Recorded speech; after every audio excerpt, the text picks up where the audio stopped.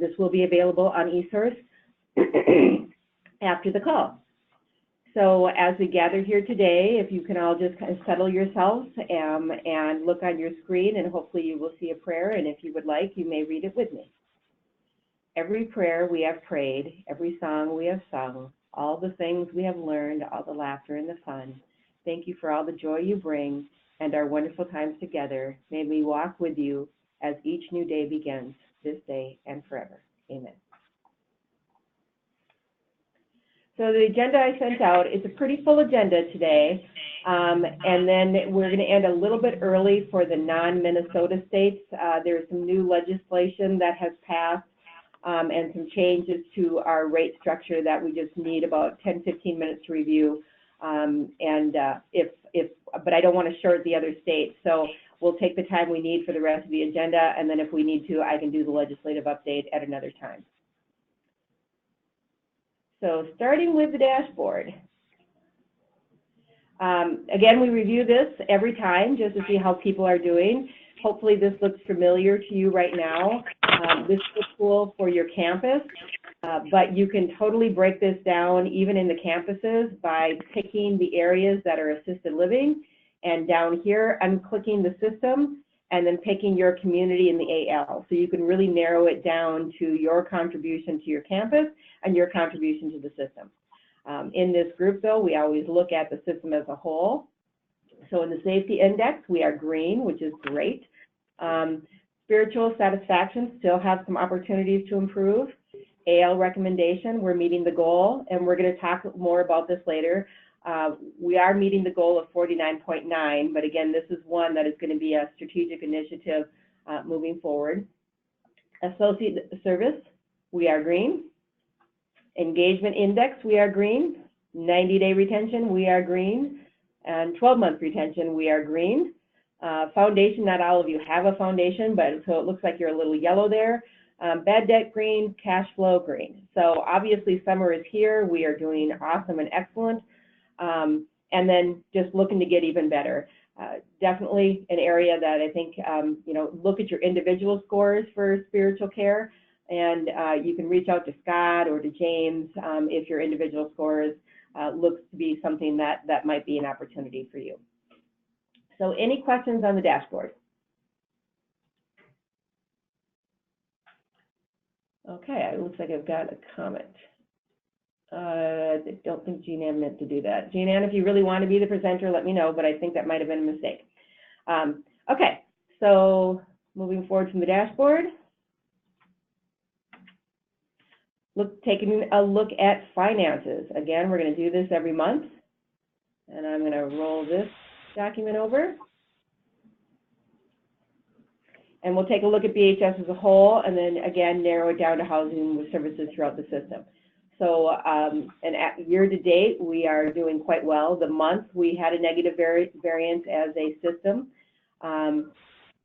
Looks like some of that is coming from operations and non-operating, but overall, we're still doing great. We're almost $500,000 ahead of plan, and we're meeting the numbers that we need in order to be successful moving forward. So still looking really strong. And what I was told by Kevin is that probably one of the strongest years BHS has had since its inception. So a lot to be proud of on that front. This right here, let me see if I can make this a little bigger so you can see it. Just looking at census, you can see this is the goal for the SNF. This is the goal for housing. And both the SNF and housing are very close to their census lines, but just a little bit short. And now that summer is here, hopefully housing can kind of catch up.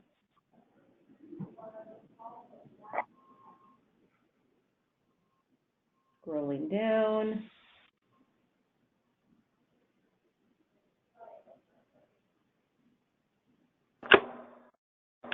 Bottom is just individual buildings.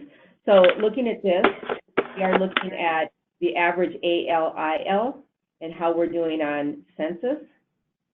So we're just a little bit behind plan and an average of 93.4% occupancy as a system with a goal of 95. So we're super close, actually only about 200 days behind. So I think, again, it's summer. Hopefully we can catch that up and get right back onto plan. Scrolling down on this one, again, I'll try to make it a little bit bigger here for you. I'm not going to be able to still let you see it.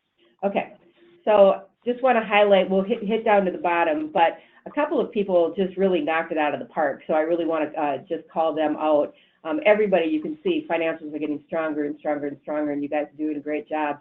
But I'd like to point out some of these, because if anybody has any, like, how did you do that, and what did you do differently, it's good to know. So La Crosse is just having a banner year, $50,000 ahead of plan. Benedictine Health Center, St. Catherine's Living Center, Benedictine Living Community of Duluth, Coda Living Community, and Madonna Towers are just doing awesome in their ALIL. As far as the community-based services, we're off plan on that, but overall, again, really strong. With a goal of $1,900,000, we're at $2,400,000, which everybody contributed to. So great job on that, guys. And then scrolling down, again, I'll make it a little bit bigger so you can hopefully see it. And these are our ministry partners, a little bit behind plan. Again, calling out one of our successful ones here, banner year for Villa St. Benedict. And that's financials. Any questions on that? All right. Let's make it so easy. Okay. So we talked about a little bit on the dashboard, and we talk about this every time, that the 2020 goals for housing are starting. So you yourself and or your CEO should have focus and execute up, alive and running, and it should have your specific housing goals and or campus goals within that.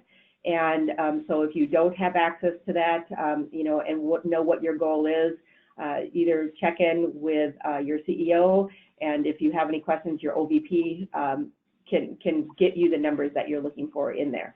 But specifically for all of the buildings that are campuses, it is the AL resident recommend. So we had that 49.9, but in somebody's home where hopefully you're not in a crisis situation like you would be in a nursing home, less than 50% would you recommend. We really think that we can improve that. So there's going to be a lot of effort that we're going to talk about today, but more stuff coming out about how to move up that AL recommend, so we can give you some tools and not just say, hey, figure this out. The 12-month retention, again, for everybody, that is a goal. And then for those of you that are a campus, hey, Jana, for those of you that are a campus, rehospitalization. For those of you who are not a campus, which currently is Villa St. Benedict and Steeple Point, they have unique census goals. So Janice just walked in the door, and so we can, if she has any comments on this, we can let her add in. But as I just said, we really want to help you to get to these goals and really start moving the mark. So one of the most important things that we have found, and it has been proven true on the SNF side to improve customer service, is to use the customer complaint database.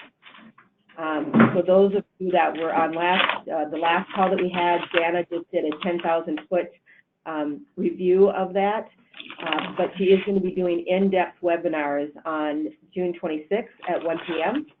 and June 27th at 10 a.m. It will be recorded, and everybody needs to either participate live or watch it in recording, unless you already understand how to use it. It's really important because, again, this is proven to be one of the most beneficial tools we have in improving customer service.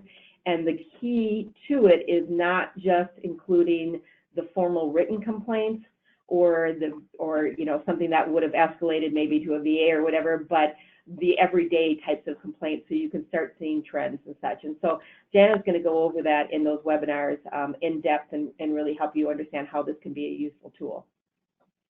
Would you like to add anything to that? I don't think I have anything to add. Just does anybody have any questions? Quick. Any questions for Jana? Okay, I think they're good. Good. All right. So the other thing, other pieces to helping improve the resident satisfaction is that we're actually backing the survey up. And so normally I think it was in the fall, late fall. Now it's going to be until February 20th. Steve and Jerry and others kind of talked about it that, you know, by just pushing out some of these tools now, that really doesn't give you enough time to do some impact. So we're going to move the survey back, and so hopefully that'll give you some time to do impact. On eSource, we've talked about this before, under the quality tabs, there are a ton of resources on satisfaction where you can take where are you lagging and have a targeted plan just for that question. And if you have any trouble finding it or looking for it, talk to Nathan because he can help you get any of those tools. So again, as we do this and you use these tools and we provide you with these tools, you would just incorporate that into your focus and execute. And then ideally we will move the dial in February. I have a question. Do they do any other internal, does BHS have a satisfaction survey that they do for housing too, or do we just do the My Interview one? For residents, we just do the My Interview one. Okay. Yeah. Just a thought of unless the sites do. Does anybody do an internal resident satisfaction at your facility? I'm not aware from a support team perspective. Because sometimes if you do that at 6 months, you can see if you've made any improvement. Oh. And then before the next one. It's just a thought. I don't know if you can hear Jana. She is saying it's not a bad idea to do your own litmus test, and 6 months out, so maybe in the fall, to do just an internal satisfaction to see if you. It would be nice. This is Jennifer with St. Chris, but I know the SNF side has admit satisfaction surveys on eSource. It would be nice if we could have something like that to just be able to do electronically and print it out and put it in there. Yeah, Jen, this is Jana. We have, for SNF, they do that admission satisfaction survey, and then they do a long-term care one quarterly. So any long-term care resident, they survey once a year, and then that's on top of the My Interview survey. So and that would be nice to have for housing. Yep, we can pull that out from the SNF and adapt it, and then get that to you guys as a tool. Yeah, and we just would need to get it put into eSource, because then it can pull to the dashboard. Oh, perfect. Yeah, that'd be amazing. Penny? Yeah? This is Kelly at Villa St. Benedict. So for our AL residents moving in at move-in time 30 days out, we do a move-in satisfaction survey that we've developed. And we do, at their 30-day meeting with the families, which I'm there, we hand it to them. If anybody wants to see a copy of that, I'd be happy to share. This is Bonnie from Madonna, and we utilize the move-in satisfaction survey that's in the CRM manual. Oh. Sue from Callista Court, we do the same. The new resident satisfaction survey. So anybody that has them, can they send them to Penny and I? I was just going to say, so that we're not bombarding with 20 different things. Yeah, if you guys send it to us, and we'll take a look at the CRM one, and then we will kind of out of that combine it and just say, here, for anybody who doesn't have one, here's a template that you can use. Yeah, we could even maybe throw a really quick task force together with some of the folks that use them. That's perfect. And then, like you said, have Randall attach it to the dashboard. Yep. That's a great idea. Yep. Brilliant, people. Thank you. Great. Glad I brought that up.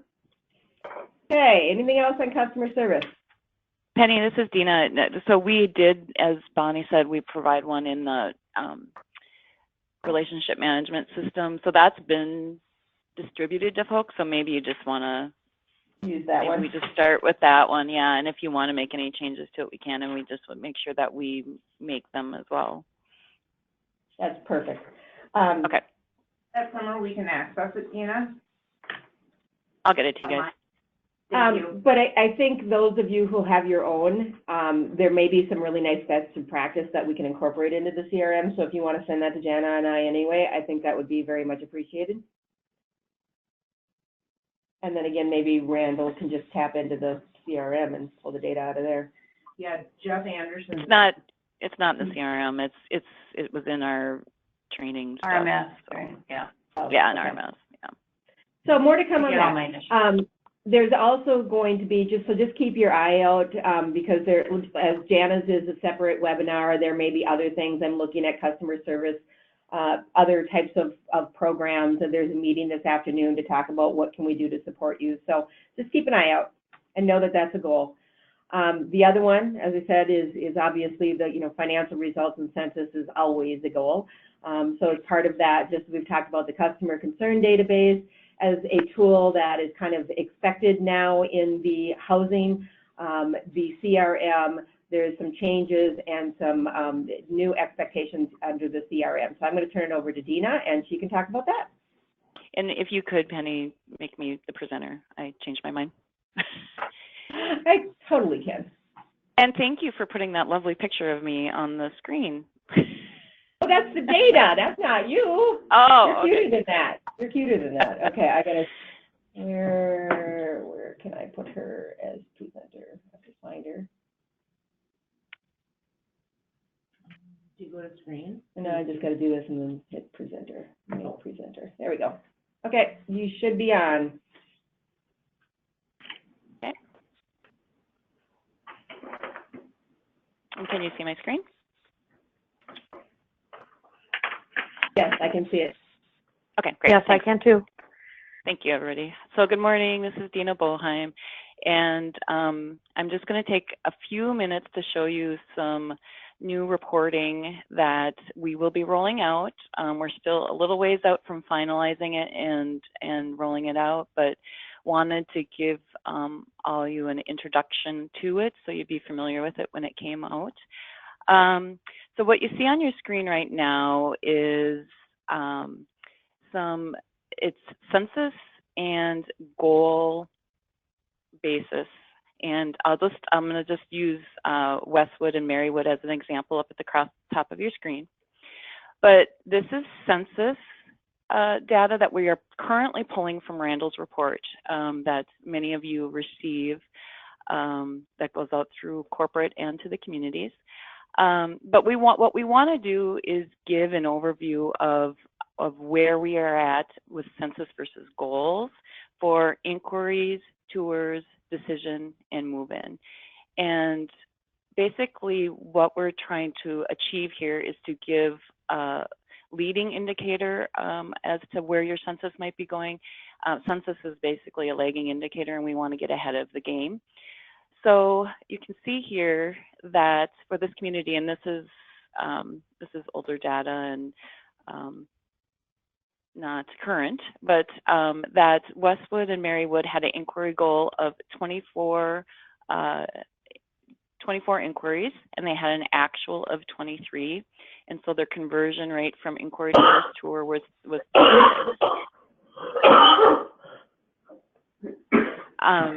and then for their first tour, their goal was 9, and they had an actual of 7, so their goal was 60%. And then let's see here, decision goal was 5, and they had 5, Dina, so that's 100%. Dina, I'm going to stop Yeah. you for a second. Guys, if you could do me a favor, if you're not talking, if you could put yourself on mute, that'd be great. We're getting some background here. Sorry, Dina, go ahead. No problem. And then their move-in goal was 5, and then I had an actual of 3. So their inquiry to move in, so from the very first step to the last, is 13%, and their goal is 21. So this report, and I think Steve is on the call, we are in the process of going through kind of all the approvals to finalize this. But this is a report we're thinking about sending out twice a month to administrators, housing managers, and those responsible for sales and others within the corporate structure, so that we can monitor the performance of the housing units. Steve, is there anything that you want to add? Yeah, I think, one of the primary goals of this is to be able to help us identify and help each one of the communities identify where your challenges are or where your hang up is. So for example, one step that we want to take on this report is break it down by service line. So there's some additional steps that Dina could probably talk about. And I'll talk about that next. Okay, that you'll talk about that next. But what we'll be able to do eventually is look at the challenging areas that you have. So if you don't have enough inquiries based on the number of openings you have, so then we have to look at how do we target the marketing according to your openings.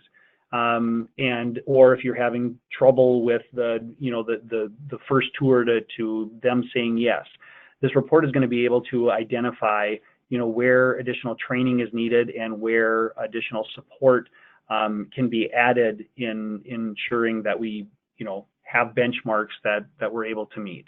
So. Right.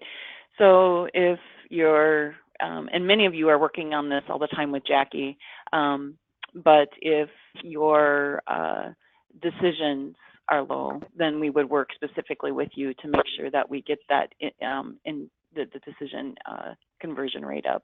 So Steve talked a little bit about breaking this out by service line. And so one of the other things that we'll be doing is, Steve, is it okay to say that we're going to start tracking census through the CRM? Yeah, absolutely. Okay. All right. So as an organization, BHS has made the decision that the CRM will be the method of tracking census for across all systems.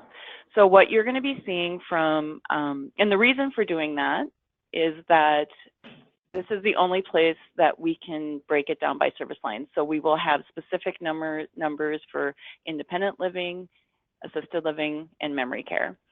Matrix isn't able to do that currently. Sorry, I have jets flying over my head. I don't know if you can hear those. So what that means is that for those of you, this might affect housing managers and those responsible for sales, but we are going to be tracking all of your inventory, so all of your move-ins and all of your move-outs in the CRM, and that's going to be vital for tracking census. So up until this point, I think very few communities have been doing that. We haven't made it mandatory because we weren't tracking census here, but that is going to become a requirement. So you were going to be starting tomorrow. Jackie Glenn is going to be offering kind of some refresher training for those of you who have had the training on tracking inventory through the CRM. And then those of you who have not received that training, she'll be offering that. For those of you who have not been using the CRM, so there's several facilities in North Dakota and a couple in Minnesota that have not been using the CRM.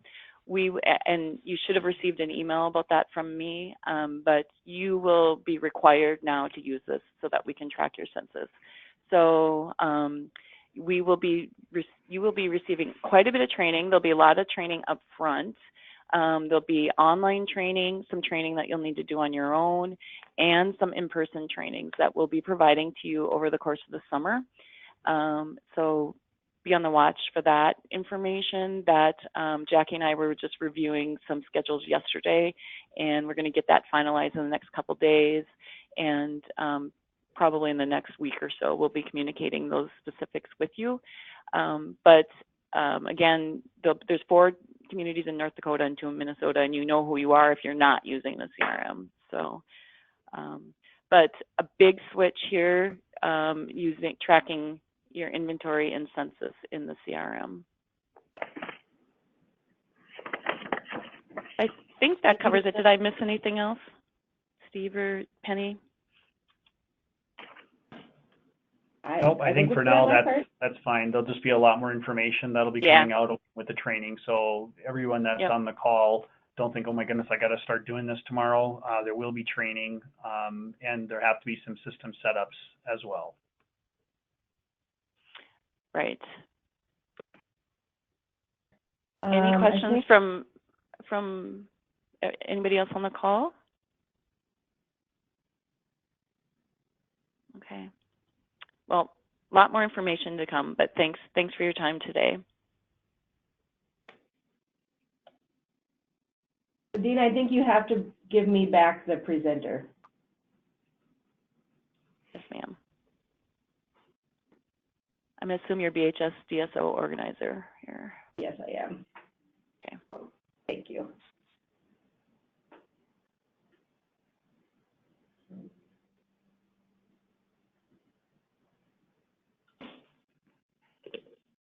Okay. Yeah, I thought I could take it back, so I'm glad that you were able to do that. So thank you, Dina, very much. So as Dina said, the report will come out twice a month, and it will go to the CEO and the housing leader. I do know several of the directors of nursing are very involved in the business aspect and the census aspect. So if you want it, just let Jackie know. We just figured you guys already get bombarded with enough reports that we didn't just want to assume that you want it. So, and anybody else who wants it too. Again, just let Jackie or Gina know. Any questions? Okay. All right, so moving on to the Housing Leadership Conference. We did the last meeting. I had said that there was a meeting tentatively scheduled for June 28th. And then you guys were really nice and gave me feedback. I asked how many of you would that be a problem, because one of you brought up that the billing happens at that time, and from the just informal chat, it was the majority of you that would not be able to make it. So we did cancel the one in June. We were going to move it back to July or August, but in partnering with Steve and the OLT, we felt that that really just bumped up with the leadership meeting. So we are going to cancel June, and it is expected that the housing leaders, which means the nurse and the administrative leaders, should come to the leadership conference in the fall in Duluth. And then the conference itself does not start until later in the day on the first day. So earlier that day, we will have a pre-conference for housing. I don't have full details right now because what I'm trying to do is to bring nursing and administration together in the pre-conference for tools that are relevant to both of you, particularly around ideally customer service and other things that are relevant. But there is also a nursing pre-conference. And then I'm assuming Steve is also having a CEO pre-conference. So we're working on some outside speakers, and then I need to work with Jerry and Steve on some timing. So you will get more information going forward, but for now, just please know that there are two different kinds of conferences. There's the Unified Leadership Team, there's the Leadership Team, and there's the Housing Leader Team. So housing administrator, manager, director, whatever you call yourself, and the housing director of nursing should come to the fall leadership conference. And then going forward, we'll basically have 2 meetings a year. And so we'll have the fall leadership, and then in the spring, we'll have a conference that's specifically designed around housing leadership. And then we will continue to have these calls every other month and any ad hoc such as Janice's call. Does that make sense? Steve, do you want to add anything to that? No, I think for now that's fine. I think the focus is really going to be how do we prepare correctly to make sure that we get you the information. Between now and the conference, there will be information that will go out regarding satisfaction surveys and the timing of those, as well as some of the standardized programming. There needs to be some work around that. I do also want to let everybody know that the satisfaction surveys that we typically have done in October, either September, October, November, those are going to be pushed back to the spring. We're going to do those early spring so that we have the results just prior to the next fiscal year when we're doing our planning. It's also going to allow us a little more time to get initiatives in place to improve that overall willingness to recommend by our housing staff.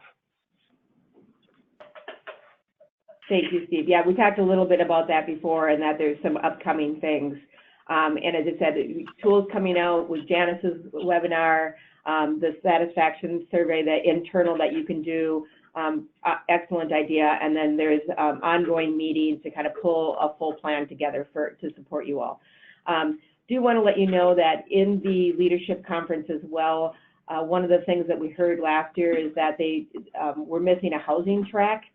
And so there are a couple of presentations, there's going to be 3 breakouts, and there are 3 that I had recommended to Kathleen, and the people presenting agreed to do it nicely, based on some feedback that I've heard from you guys. And so just want to let you know that one of the breakouts is going to be done by Trent and Jana, and this is going to be around the technical aspect of adverse events.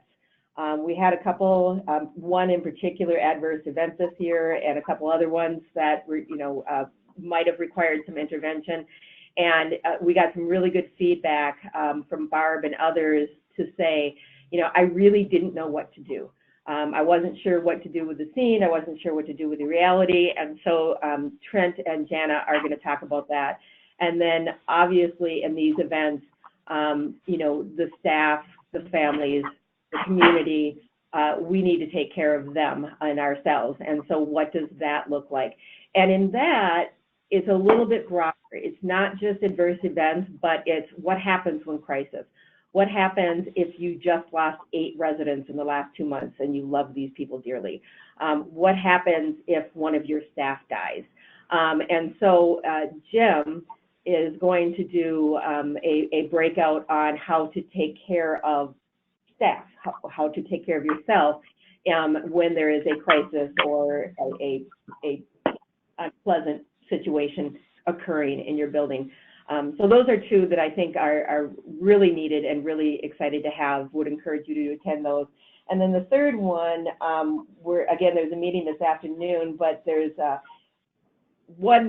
these both will be either in the pre-conference or the conference, but around customer service, and another one around culinary. I know that Rich Dane did a lot of work in culinary. A lot of you have menus and such. But I think with the arrival of Denise, she's got some ideas that kind of take it to a new level. And I've been doing some studying about how you look at your culinary thing that I think can give us some even additional new and fresh eyes that are really easily doable and would set us apart. So those 2 things we're trying to pull together as well. So hopefully you'll come and be excited and go to these or some of the other ones there that were designed for not only for housing, but for the campuses as a whole. Any questions on that? Okay. Miss Linda, can you give us an update on Matrix? Well, good morning, everyone. Matrix Senior Care, we're talking about the assisted living software that I've been working on. We have had some exciting movement forward with the handhelds and the speed at which the aides were documenting. So me and Matrix have worked really hard the last 4 weeks, really diving down into what was slowing down the handhelds. And so we had a nice update last week, and things have been really progressed here at Steeple Point, and the aides have voiced that, how much easier it is to chart, and the compliance has gone way up, and so we're not having that freezing effect like we were having prior to that.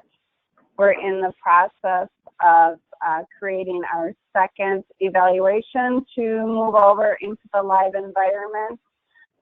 We did some changes to it with the help of Mindy and the nurses at Steeple Point, trying to make it more efficient, getting that 90-day questions right there at the beginning of the evaluation, so you don't have to go to a form to fill out that 90-day questionnaire, and streamlined it a little bit more with the med management that we are looking at that every quarter, even though it's required yearly, just trying to figure out a few things with that. And then we recently talked about adding into Matrix, I forget what you call that. Gail would probably remind me if she were, hopefully she's on the call, but when you have a master set of orders that you want to put in for admission, and so Deb, Generic, and I are looking at that so that to make it easier to put in that those few things that we need to just get into the orders right away on every admission. So we're looking at that, and it's going well.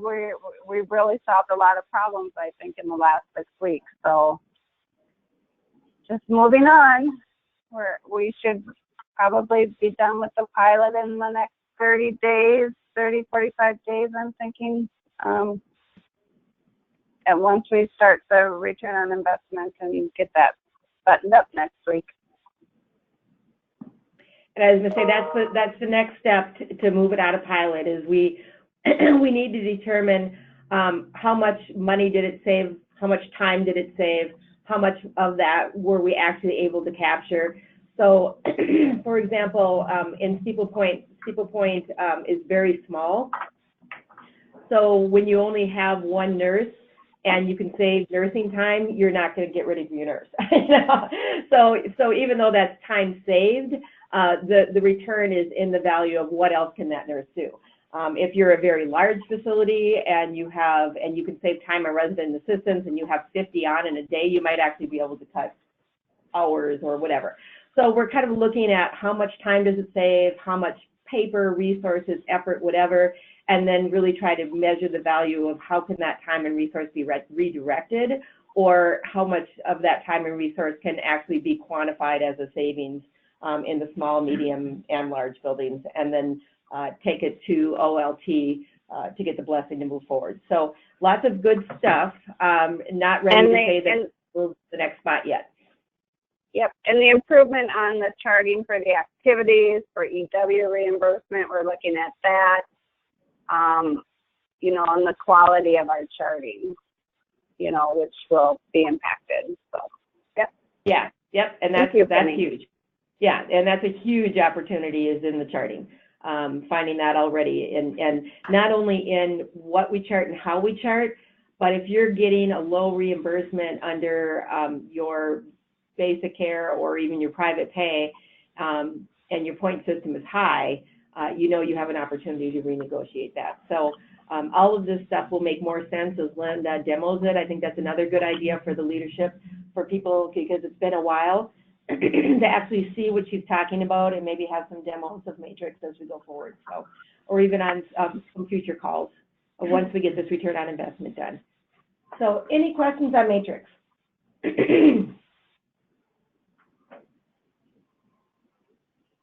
Okay. Being done, pricing update, just real quickly. We are moving, as you know, to a new pricing structure. This is my tracking spreadsheet. And as I scroll down, green means done. You can see that it's turning green quite quickly. There are some of you that started out, and I need to circle back to you, such as lacrosse, but know that over the next, between now and the end of the year, we are planning that everybody will be onto the new pricing structure. And we're doing a couple of months.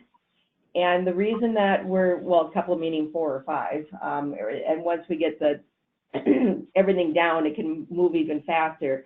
But one of the things that's important to know about this, and I think Patty's on the call, is right now, not only does every building have a unique and different pricing structure, every building has a unique and different billing system.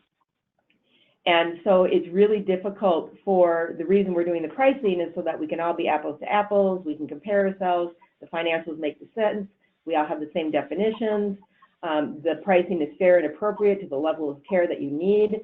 The same argument applies to the billing side. And so we are resetting up your billing. And so that also takes some time. And so we can only do so many per month so that we have the time and the capacity to reset the billing and to do the changes. If you are in a building that is pure and clean, you're 100% assisted living, you're 100% IL, you're 100% memory care. It should be, the training and the system should be pretty easy for you.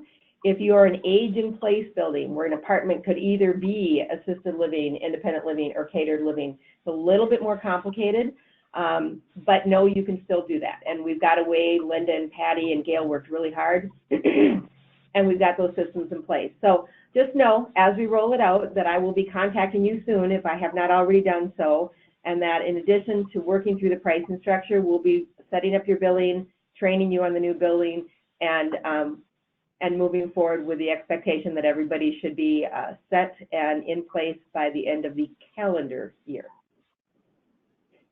Any questions there?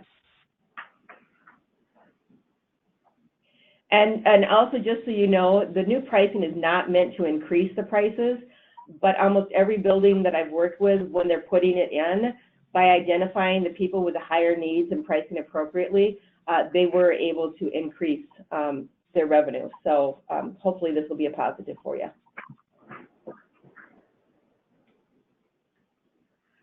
So before, so I'm going to just say any questions on anything, and then I have one more agenda item here.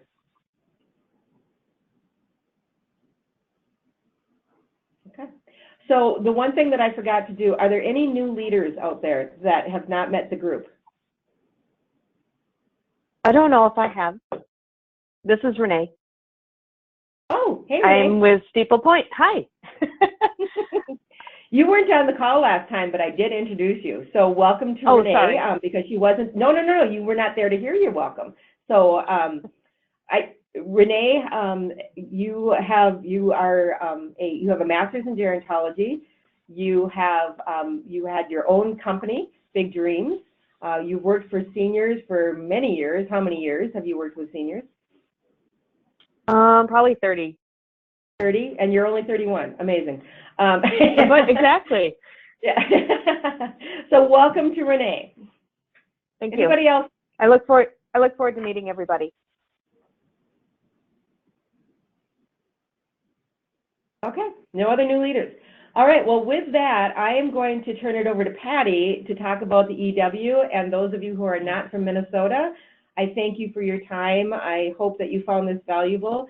If you have any feedback, please let me know, and have a wonderful rest of your week, and I'll talk to you soon. Thank you. All right, Patty, take it away. All right, good morning, everyone. Most of you are probably aware that the Minnesota Housing Support Rate, or GRH is what we used to call it, the name has changed, has increased as of July 1st.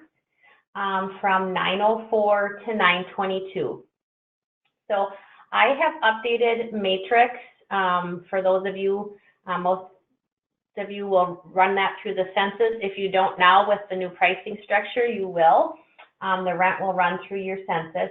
So I've updated your levels of care, or if you're running it through charge entry currently, I've updated that rate to 922 as of July 1st. What I didn't update is if you have tenants who get GRH assistance, so you've probably set up a special room rate for, $600 because they get $304 for the assistance. Those are the things that the communities need to change now prior to sending your private pay statements at the end of next week. So you want to change those, to the difference for the 922 as of July 1st. If you have any specific questions or need help, please reach out to me, file an AR support ticket, and I'm happy to help you walk through those setups. And that's the update is, changing July 1st and, just making sure. So I would ask that, as you're running your billing journal before, sending your statements, or if the centralized billing office is sending your statements and you're doing that quick overview before you say, yep, good to go, you can run my statements, double check that when we're pre-billing July that it says 922. Like Penny talked about, every assisted living right now, everyone has their own unique setup. So when I go in, I have to say, okay, where is this charge pulling from? And I hope I caught everything, but, you know, I make mistakes too. So please give that overview on your billing journal, and as your statements are being printed out, I've asked the CBO as billers of this as well, just to verify if you see a 904, let's figure it out where it's coming from and what got missed. Just extra eyes this month as we pre-bill and have a rate change. So any questions on that right now, or? All right, thank you. Thank you, Patty. You're welcome. So with the rest of the time, I think we do have time to move through the some of the assisted living legislation, and just want to point out some of the highlights of that and talk about what VHS is doing about that, if anything. So good resource for you is Leading Age website. They've got PowerPoints, they've got timelines, they've got all sorts of stuff. But basically, in highlight here is the new assisted living law, and it includes multiple things. And as we're going to talk about through this, everything is in the eye of the beholder. Meaning, as they put in place the interpretive guidelines, a lot of this is going to flush out. So for right now, there's really not a lot we can do because we don't really know what their definition is going to be. But the first one is the AL license. So there will be a new regulations put into law that covers the physical plant requirements and creates a single license. So we will no longer be housing and comprehensive home care. We will either be independent living, we will be assisted living, or assisted living with dementia care. And each one of those licenses will have a different meaning and different expectations. This will not take place until 2021, and the reason for that is because they know that this definition is critical, and they are worried about people in those aging in place models. So if I'm in housing and independent, do I have to move in order to get services? We're thinking, no, you do not, that we can also maintain our comprehensive home care license, and we can still be a private duty home care and provide those services, but again, yet to be interpreted. There's also some changes in these licenses about whether we can include food or we can't include food and things like that. So watching it really, really closely, and we've got a group here that just kind of, as we walk about it, saying what decisions are we going to need to make and how are we going to make those decisions. So we'll be asking you not only for the pricing and the billing setup, but for this purpose, you know, how clean is it? Where do we want to go as this shakes out in 2021 as to how you want to set up your building? So something just to start thinking about. Physical plant, this is again, if this is an issue for you, please let me know now, because we're just starting to gather data so we understand what the difference is and how it's applied. So basically there is new physical plant expectation that includes outdoor space, working utilities, et cetera, et cetera. So I think on that one, I'm not too worried. Pretty sure everybody can do that. There may be some outdoor space on memory care. I don't know, yet to be shaken out. But the other one, if any of you do not have an automatic sprinkler system in your dementia unit, please let me know that, because that's going to be something that we're going to need to plan for, and we've got plenty of time, but we'll just want to identify who that reality fits. So other than the sprinklers, in which we have almost 10 years, it falls into place 2021.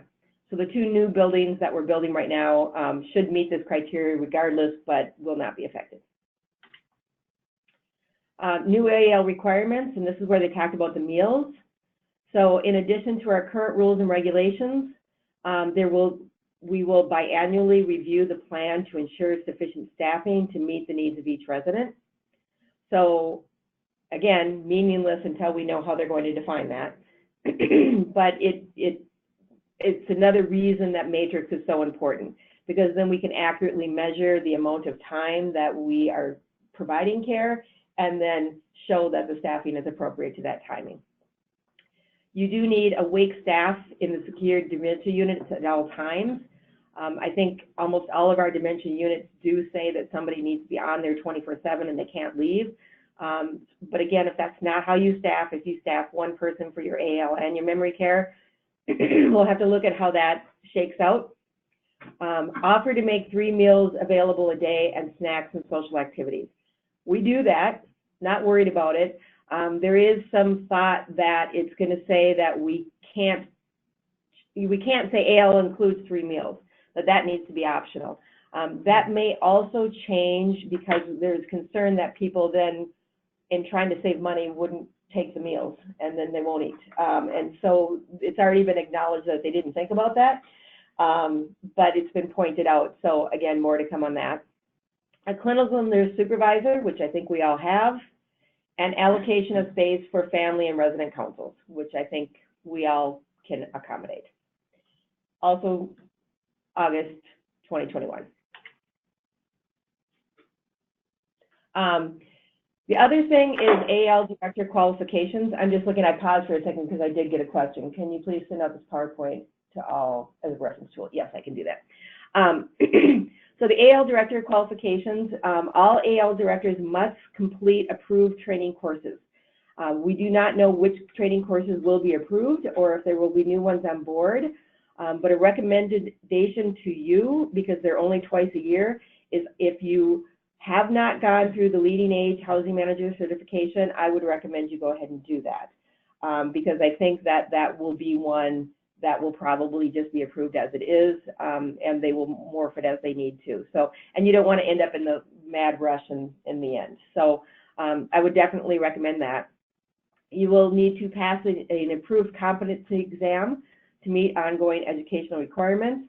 But then again, in everything that I've seen, they say, don't worry if you feel like at the moment you don't meet this, there's going to be lots of ways to qualify. They don't want a mass exodus of wonderful housing directors. So just start thinking about whether you do qualify for the manager certification, and if you don't, think about that. Don't worry about it other than that. Again, one of the things that we're going to do as a BHS support is to make sure that we understand where you're at and help to get you the tools you need to make sure that you meet these qualifications. Other provisions, and again, I didn't go into this in depth just to keep this conversation short, but there is, starting in August of 2019, increased protection against retaliation. Trent has taken a look at that and what that means for us and if it's any different than what we have. We don't retaliate anyway, so I'm not too worried about it. There will be new fines for level 3 and level 4 findings on home care surveys. And then these fines will be used to fund kind of a victim pool, if you will, until they get all the systems in place and such. So there will be increased surveys. I know that Jerry and her team are working on a housing mock survey, so as they roll that out, I would encourage you to do that. If you haven't kind of looked at your systems and processes now, I'd start doing that. Again, this is going to start, some of this will start occurring earlier. There is a new survey out there that I'll show you too. But again, July 2021, but the fines and some of the increased surveys and such are going to start even earlier. Electronic monitoring protections, new rules on involuntary discharge. I think this one is going to be fairly significant, only because right now, if we are tenancy and home care, you fall under fair housing rules, but it's pretty easy to say our home care can no longer take care of you.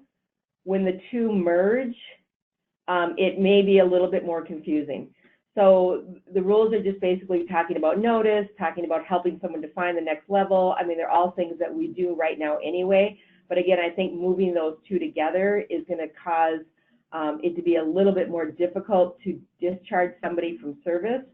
And so again, we're looking at that and kind of what typically do we do now in discharge, and how will that play under the new rules. So more to come on that.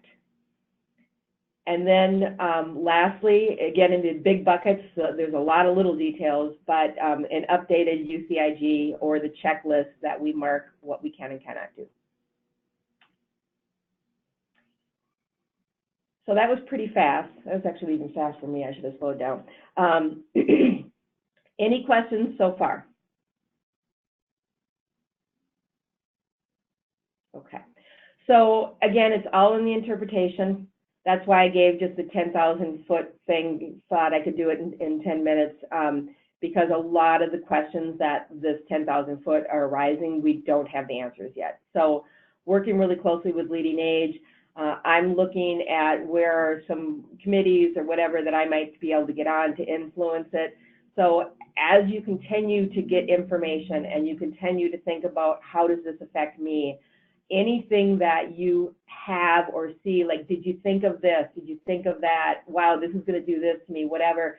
Give me that feedback, please, because then not only can you advocate for yourself within the world, but I can ideally, you know, kind of package a BHS position and ideally get it to the folks who are moving this interpretive guidelines forward. And that's all I've got. Questions, thoughts, comments?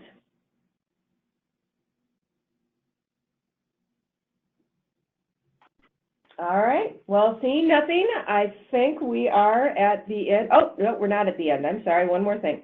I did send this out in an email, and I'm going to pull it up and bring it over. If you did not get it, let me know. There is a new Minnesota home care survey that is in place right now. This tool right here tells you the difference between the old one and the new one. You should have gotten it in an email. If you didn't get it, let me know. I can send it directly to you, but it'll also be attached to the e-source for this program. So as you look at yourself and your systems, you're just going to want to make sure that you cover all of the components. Oh, and I'll just scroll down so you can see the, you know, the amount of change. So new forms, new information, etc. So make sure you've got this. Make sure you're compliant to the new reality. If you have any questions on it, you can contact your CNS, who can help you through it. And now I'm done. Any questions, comments, or concerns? Okay. Well, then have a wonderful, wonderful day, a wonderful summer. Hopefully I will see many of you, but if not, enjoy, be safe, and I will talk to you in 2 months. Have a great day. Thank you so much. Bye. Thank you.